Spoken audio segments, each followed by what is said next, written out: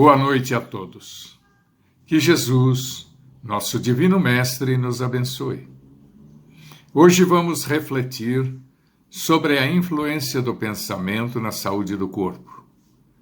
O espírito, por meio do pensamento, comanda todo o seu universo biológico e, utilizando-se de substâncias especiais produzidas pelas glândulas endócrinas, o mantém em equilíbrio e harmonia. Por essa razão, todos os estados felizes ou não do espírito são transmitidos pela mente ao corpo, harmonizando ou conturbando os processos mantenedores da vida. Qualquer desequilíbrio mental, como por exemplo a ira, a cólera, o remorso, o arrependimento, a crueldade, a intemperança, o desespero, o desleixo, a irresponsabilidade e as viciações diversas podem provocar situações de descontrole do organismo, ocasionando a inoperância ou o mau funcionamento dos mais variados órgãos ou sistemas. Esses estados anormais da mente dão origem a zonas mórbidas de natureza específica, levando à distonia das células, fato capaz de anular os recursos de defesa e possibilitando a invasão e a proliferação de micróbios patogênicos nos órgãos mais debilitados. Nos estados de desequilíbrios mentais, a mente emite ordens desconexas e ininteligíveis às células, que, em obediência à disciplina e subordinação a que estão sujeitas, entram em colapso por não terem condições de atender ao ser superior que as governa. Esse estado continuado de desequilíbrio mental do espírito geralmente leva essas minúsculas criaturas ao desequilíbrio, à viciação, à degeneração, de onde se originam todos os tipos de moléstias. O corpo, apesar de representar o resultado de nosso labor ao longo da caminhada evolutiva, é uma dádiva divina que deve ser utilizada com equilíbrio e discernimento. Como tudo na natureza, também o organismo físico tem seu uso regido por leis sábias e imutáveis. Isto implica em que, toda vez que nos mantemos em posição mental inferior ao nosso grau evolutivo, estamos prejudicando-o seriamente. Mas, sustentando nosso nível mental, mantemos seu equilíbrio, sua harmonia e sua saúde. Por outro lado, se elevamos a nossa mente à procura da conquista dos valores sublimes da sabedoria e do amor, acabamos por engrandecê-lo cada vez mais. Assim é que todos os tipos de desregramentos, oriundos dos processos obsessivos, tais como a viciação em sua variada espécie, os desequilíbrios na alimentação e na bebida, os desvarios do sexo e dos tóxicos, os crimes de uma maneira geral e quaisquer outros tipos de atitudes inferiores, danificam os organismos físico e espiritual, dando origem a todo tipo de enfermidade. A manutenção da reta conduta, o hábito de se exercitar e de cultivar a higiene, aliados à absorção de ar puro, de alimentação sadia e equilibrada e demais cuidados que o organismo pede, mantém o nosso equilíbrio físico e mental com visível proveito para a nossa organização celular. O estudo, a prática do bem e de virtudes, em esforço contínuo, visando a conquista da sabedoria e do amor, sublimam a criatura em todos os sentidos, ao passo que as atitudes contrárias às leis de ordem e harmonia, além de prejudicar nossa saúde, nos levam aos desequilíbrios e às situações dolorosas do resgate.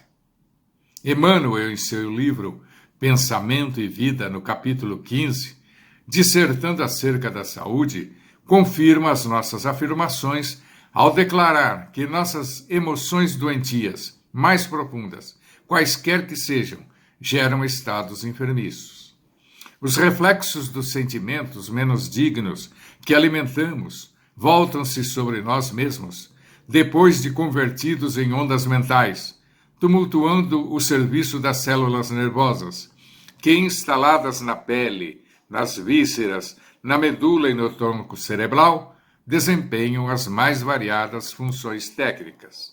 Não nos esqueçamos, assim, de que apenas o sentimento reto pode esboçar o reto pensamento, sem os quais a alma adoece pela carência de equilíbrio interior, imprimindo no aparelho somático os desvarios e as perturbações que lhes são consequentes.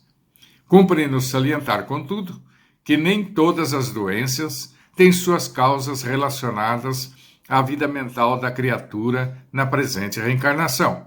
Mas, por outro lado, sem dúvida nenhuma, a postura mental tem influência decisiva sobre todas as enfermidades.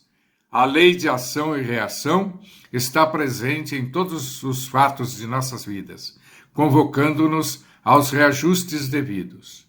Por isso, muitas doenças se destinam à purificação do espírito, surgindo com ele no renascimento ou permanecendo com ele por muito tempo, às vezes até o desencarne. Os aleijões diversos, as variadas deficiências congênitas, as mutilações imprevistas, assim como as doenças incuráveis, sem dúvida, são parte do processo de resgate e regeneração do espírito. Mas a maior parte das moléstias nascem dos reflexos infelizes da mente sobre o corpo, que dessa maneira conferem os mais variados desequilíbrios aos seus componentes. O pensamento doentio adoece o organismo sadio e agrava os males do corpo doente. Por isso, assim como devemos evitar o envenenamento do corpo pela ingestão de substâncias tóxicas capazes de viciá-lo ou matá-lo, também devemos nos abster dos desequilíbrios do pensamento, capazes de causar-lhe os mais terríveis danos. A esse respeito, em Evolução em Dois Mundos, capítulo 28, André Luiz esclarece com ênfase: cultivar melindres e desgostos, irritação e mágoa, é o mesmo que semear espinheiros magnéticos e adubá-los no solo emotivo de nossa existência. É intoxicar por conta própria a tessitura da vestimenta corpórea, estragando os centros de nossa vida profunda e arrasando, consequentemente, sangue e nervos, glândulas e vísceras do corpo que a providência divina nos concede entre os homens, com vistas ao desenvolvimento de nossas faculdades para a vida eterna. Guardemos, assim, compreensão e paciência, bondade infatigável e tolerância construtiva em todos os passos da senda, porque somente ao preço de nossa incessante renovação mental para o bem, com o apoio do estudo nobre e do serviço constante, é que superaremos o domínio da enfermidade. A medicina, atualmente, dispõe de modernos recursos para a profilaxia e terapia de moléstias, que deverão ser sempre utilizados para tratamento de toda e qualquer moléstia do corpo. Mas, por desconhecer a existência do espírito, normalmente atua sobre as consequências, sem eliminar as verdadeiras causas, donde fica ressaltada a necessidade de se complementar o tratamento com os novos recursos do espiritismo. Vamos meditar sobre isso. E foi por isso que Jesus recomendou vigiar e orar. Muito bem, meus amigos, se você gostou, curta, compartilhe, divulgue. Muita paz a todos e até a próxima.